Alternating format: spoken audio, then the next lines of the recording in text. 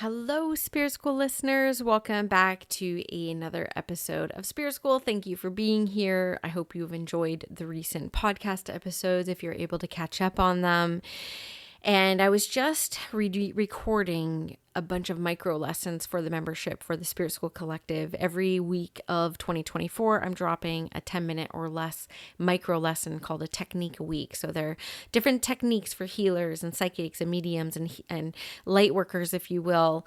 And I touch on different topics and different lessons every week. And I've been doing this series that will unroll this summer called Back to Basics. And so I wanted to do just a small podcast episode on it, a bit of a riff with one of the Back to Basics exercises that's in the collective. It's different than the one that's going to be posted into the collective because, let's face it, a lot of the Spirit School listeners are already in the collective. So I've recorded a different one for this podcast episode. But, I've been on this path for 11 years now. I'm celebrating my 11th year this year.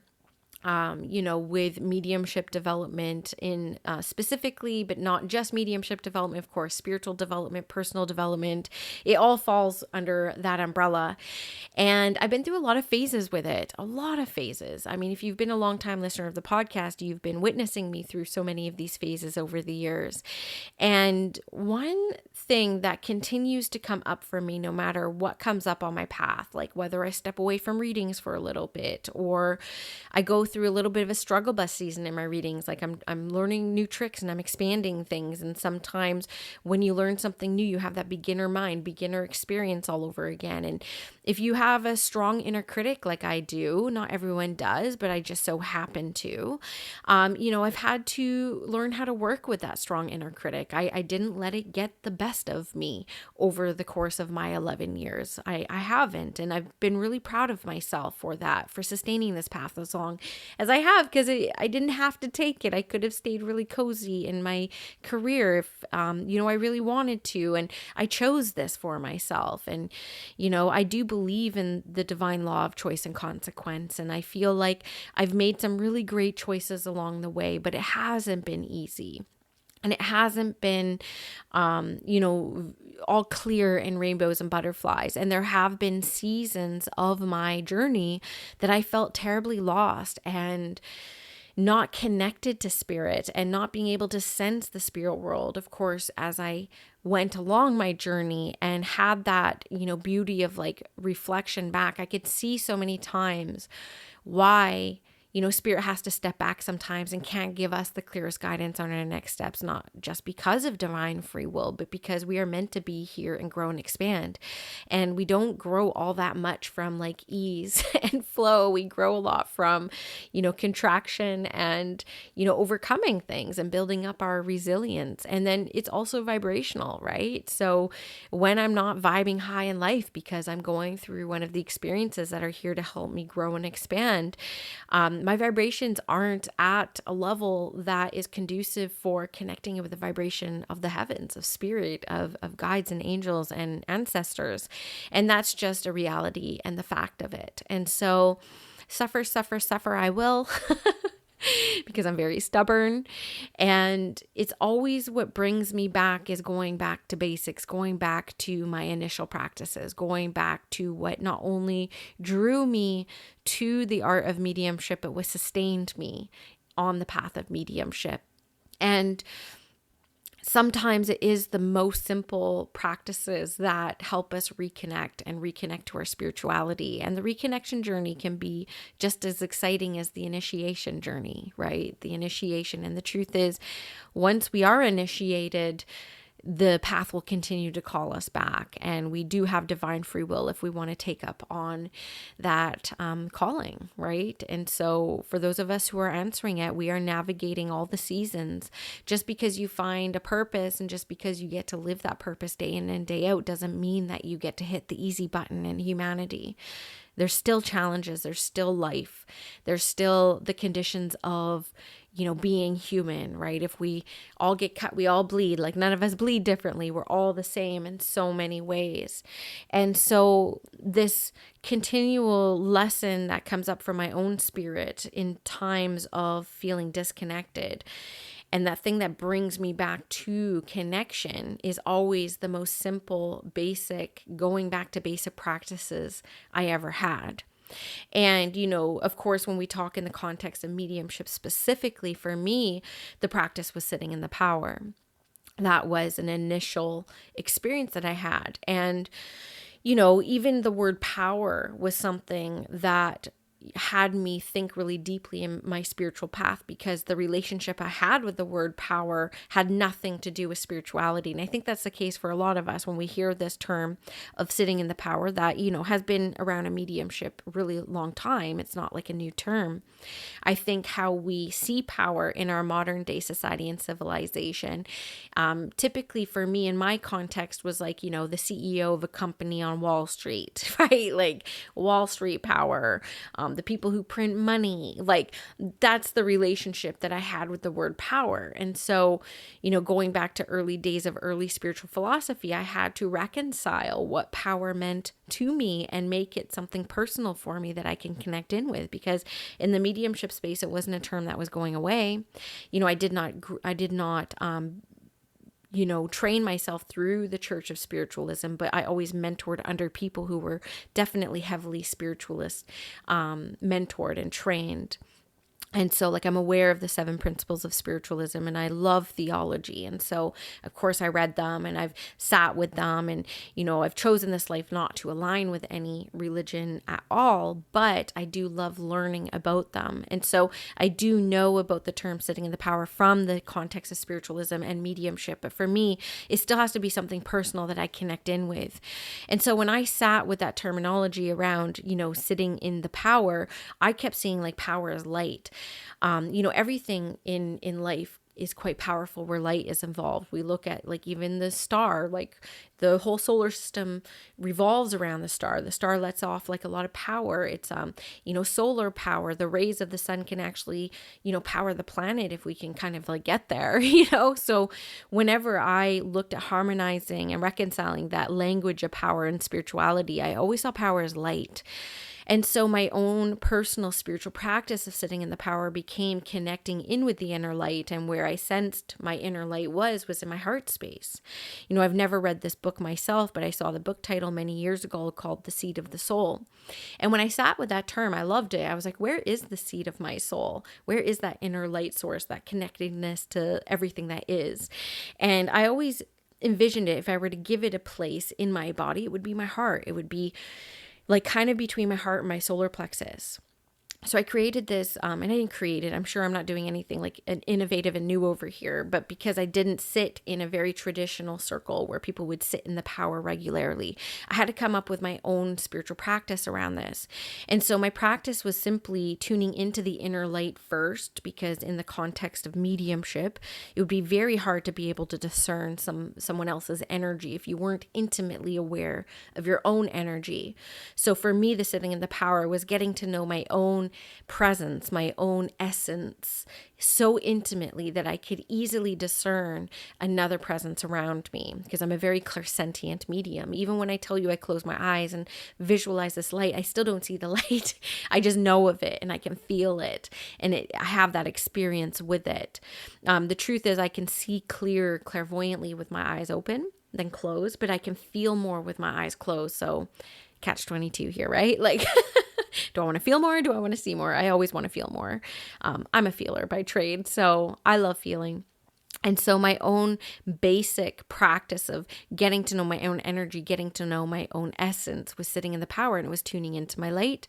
And then with the breath and with the cadence of the breath, expanding the light and then contracting the light. And then I became aware hey, I think I've been living pretty expanded lately. And that has been quite depleting for me as I have become more sensitive, because guess what happens when we develop our intuition and we develop our sensitivities? We become more sensitive. And so my capacity of bullshit in the world became a lot less when I became a lot more sensitive. So, I had this really sacred practice of not only tuning into my power, but also practicing energetic sovereignty. I'm like, wow, I don't have to be expanded all the time. I can actually bring it in tight. So this practice not only became one of tuning into my own essence, but playing with my own energy field and choosing when I wanted to expand it and choosing when I wanted to contract it. And I'm very boundaried with that thanks to this practice. So this was the first practice I ever really had with my mediumship development. And I will say that as the kids became older and, I started developing after my first child was born, and they became a lot busier and they didn't nap as much. And my brain became busier because I became a legit domestic engineer. When you have kids and you have summer camps, spring break camps, you have to plan like 6, 7, 8 months out sometimes. So like your mind's always going. And as my mind got busier in my real life, the capacity to be able to sit for longer stretches of times actually started to deplete because the mind became really busy. And so, we do what we can with the time and the resources we have in life. And so, that practice of going back, and I can do it in 5 minutes, I can do it in 20 minutes, I can do it in an hour if I want, became a really sacred practice for me. And it always brought me back to myself, right? And so this continues to be something that I return to anytime I'm looking for a spiritual reconnection, or I need to slow things down, or, it's like, it is really such a Swiss Army knife spiritual tool is like sitting in the power, because you're not getting details, you're not sensing spirit, you're having trouble discerning the presences, you're not channeling clearly. What the answer is usually always sit in the power. Like go sit for a bit, be with your energy for a bit, center yourself, reconnect with that inner light. It's incredibly powerful, and it's my most basic spiritual practice that I return to. And anytime I find myself in a state of overwhelm, it's always the medicine. So, when looking at your own spiritual practices, what is it that, helped you feel connected? What is it that made you sustain all the craziness that comes with this path, right? There's a lot of healing that's required when we open up spiritually and choose to expand ourselves. So what are those kind of back to basic practices? For me too, the other thing was the language of spirit. Learning about clairaudience, learning about like clairalliance, like all those different, clairs was very foundational for me. And I learned about the clairs in a very nuanced way because I was so incredibly detailed in my analyzing of these, energy body discernment muscles that we have. And so whenever I speak about the language of spirit, whenever I teach about it, whenever I'm able to have a new, deeper level of discernment around it, I get really excited. And it's enough to actually make me sustain the path and feel like my high vibe self. And so that even is a practice, because I am a teacher by nature and by trade, and it is one of my greatest passions. And so I can tell I'm connected to spirit and source, even sometimes when I'm talking about different things. I'm like, yeah, this is really aligned for me. And so, the language of spirit is a very basic spiritual practice for me. Learning more about those discernments, getting to deeper levels of discernment. And I really love that. And it helps like evolve my philosophies on it and my teachings on it. And so like, these are just like really basic things. I love making moon water, was a very sacred practice for me. For those of you who've been following me for a very long time, you'll know I used to have sacred sprays that were carried in many stores. They were very popular, and I sold thousands of bottles of them. And it came down to an integrity piece for me where I couldn't source truly ethical sourced, plant medicine like essential oils. I couldn't find any truly ethically sourced and sold ones. And so I gave up my sprays for that reason. But the whole ritual around making the water, forget the plant medicine. It was like the water was the medicine. And of course, the user is its medicine, but sometimes I will go through a bit of a ritual and make my water sacred. I have a big connection to water, and a lot of us do. And so sometimes it's just through the connection of making my own drink of water, holy water, sacred water, spiritual water, if you will, that helps me feel reconnected and connected to that source. And when I feel connected in that way, I can do anything. I could do anything. And so like, that's what this episode is about. And it was kind of funny when this was coming to me. I didn't mention this in the micro lessons, but, I remember really having to gas myself up to do mediumship readings, because the truth is I didn't need to. Like, I had a job, I made good money. there was nothing other than the joy of doing it that was enough for scaredy cat Danielle, who really struggled with confidence and self-worth in my early days and a real strong inner critic. Like, I would really have to gas myself up to put myself in that situation because she is vulnerable. And again, like, other than the true love and joy of doing it, that was my only motivator to continue to put myself in those situations. Because let's face it, when we're developing, like, we're wrong a lot, and being wrong is not fun. It's not a great feeling. But that connection that you get when you're able to help someone, and like when you can bring someone any kind of level of peace who's going through any kind of grief, like it's incredibly joyful work. And so that's what really sustained me. So I remember this because I've reconnected with a client around this time. So these memories are coming through really strong because I'm reconnecting with a client who's now a friend, who was one of my first public sitters back in when I opened up my practice, my spiritual practice, for the public in exchange for money. And I remember, and I was doing well, and things were going like wildfire. So I wasn't doing this because anything negative was happening, but I was doing it because I needed to be my own mentor and be my own leader in these times to overcome the performance anxiety and the stress and pressure I would put myself under. And I know that's not everyone's path. It was just mine. And I would look there in the mirror and I would look myself in the eyes and I would say, I am a medium. I am a medium. Like, I would sit there and do this mirror work. I didn't even know what that term was back then. I didn't discover Louise Hay, if you can believe it, until like 2019. But I didn't realize I was doing mirror work. And I was like looking at myself in the mirror and I was like doing these affirmations. I'm like, I am a medium. And I would have to like really gas myself up to get the confidence to like sit with people in this intimate way and very vulnerable way. Vulnerable for everyone. It's not easy for clients to come sit with us in that state of grief and stuff either, right? So it's a beautiful reciprocal exchange and energy that I love. And so, yeah, these affirmations were really powerful for me back in the day. So I want to end this episode in a beautiful affirmation experience. You could be driving, you can be sitting on your couch, you could be walking your kids or the dog. You can sit there and close your eyes if you really want to sink into this a little bit deeper. But, one thing I'm doing as I'm coming out of a really big stressful spiral. I mean, for those of you who have been watching me, I've done a lot in the past 18 months. I mean, my life is so completely different. My career is so completely different. It was really scary going through this, and there was no one around me who really understood what I was going through or could help me. It was a very solo journey.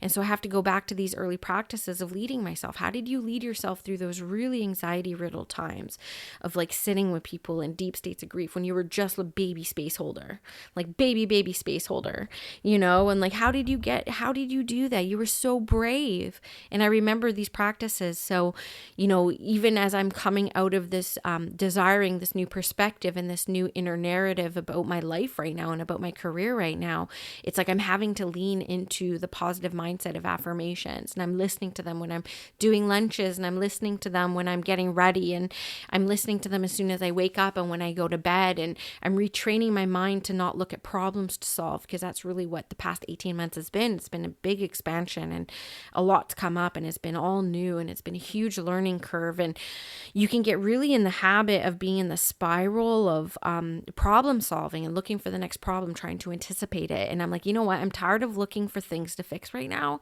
I just want like a bit of ease in the mind. I want space in the mind. I want like, me and Andrea, my CEO, really, I always say to her, like, is Delulu the Solulu here? Is Delulu the Solulu? Which I know is like a very Gen A term, but it's funny and it really resonates. And so, it continues to be the back to basic practices that help bring me back. So I want to share one of the back to basic practices, and I'm going to add a little bit of music for us here. And I'm going to list out some affirmations. I'm going to say them twice, and I'm going to give you space to say them twice, either out loud or in your mind's voice. And hopefully by the end of the experience, you feel uplifted, you feel shifted, you feel changed. And that's kind of the goal here. I hope you enjoy it. And no matter what you're doing, if you just want to bring your awareness to your heart space and connect into your breath. I am a being of light, and I shine brightly. I am a being of light, and I shine brightly. My inner light guides me and connects me to the universal energy. My inner light guides me and connects me to the universal energy.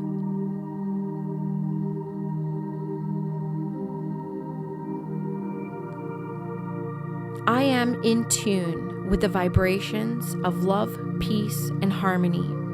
I am in tune with the vibrations of love, peace, and harmony.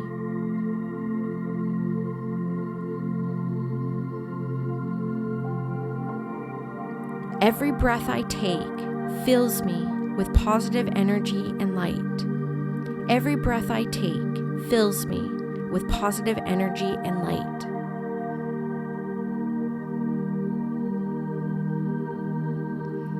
I am connected to the source and infinite wisdom and compassion. I am connected to the source of infinite wisdom and compassion.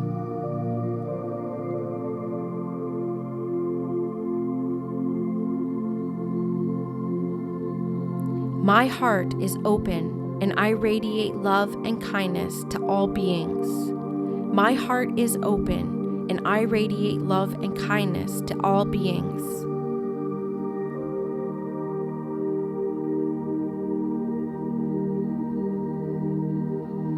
I embrace my spiritual practice, knowing it connects me to my higher self.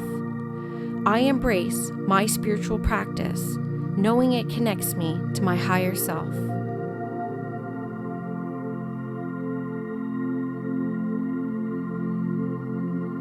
I am aligned with the highest frequencies of the universe. I am aligned with the highest frequencies of the universe.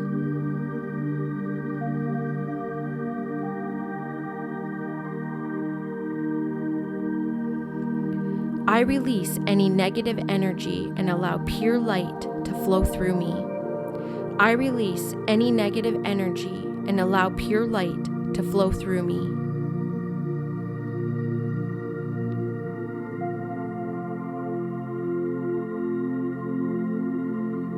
I am a vessel of divine energy, and my presence uplifts those around me. I am a vessel of divine energy, and my presence uplifts all those around me.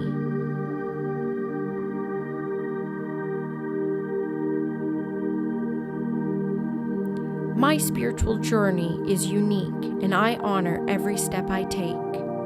My spiritual journey is unique, and I honor every step I take.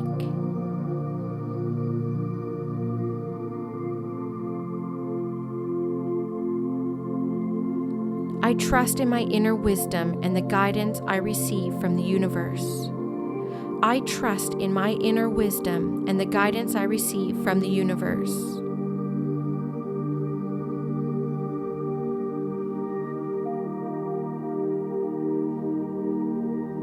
I am grounded, centered, and fully present in each moment. I am grounded, centered, and fully present in each moment.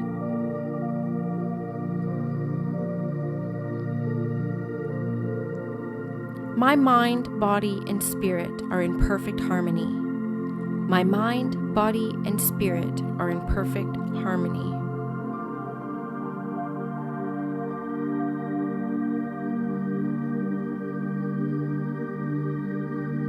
I raise my vibrations by focusing on love, gratitude, and positivity. I raise my vibrations by focusing on love, gratitude, and positivity.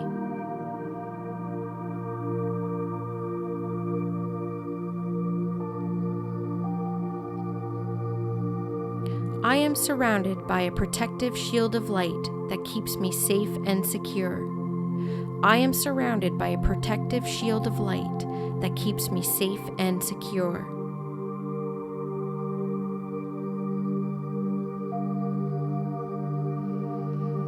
I am a beacon of light, attracting positive energy and experiences. I am a beacon of light, attracting positive energy and experiences.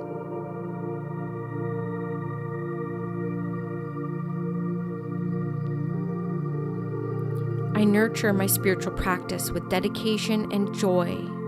I nurture my spiritual practice with dedication and joy.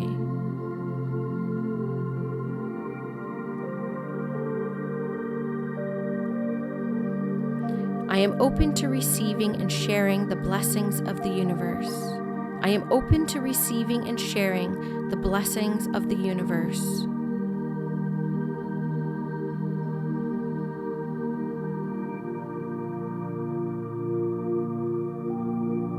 My light grows brighter every day, illuminating my path. My light grows brighter every day, illuminating my path.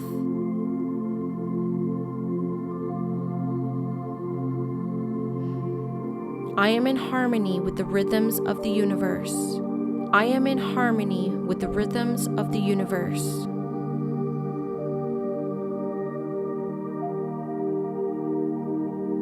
I am grateful for the spiritual growth and insights I receive. I am grateful for the spiritual growth and the insights I receive.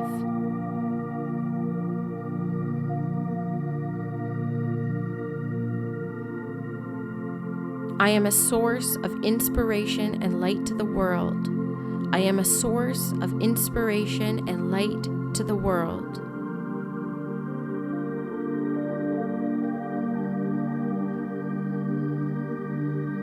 I am at peace with myself and aligned with my highest purpose. I am at peace with myself and aligned with my highest purpose.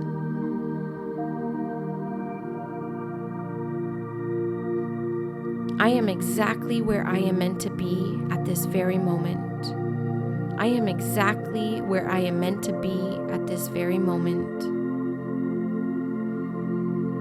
And I invite you to take 3 high-quality deep breaths at your own pace to allow the energy to seep through your entire body. Allow your body to hold this vibration, hold this energy for as long as it will. My friends, I hope that you feel a little more uplifted and in a higher vibrational state. Again, this is a back to basics spiritual practice that continues to reconnect me and elevate my vibration and my energy. And I hope it did the same for you, friends. So I hope you enjoyed this podcast episode. I will see you on the next ones, and I hope you have a good rest of your week.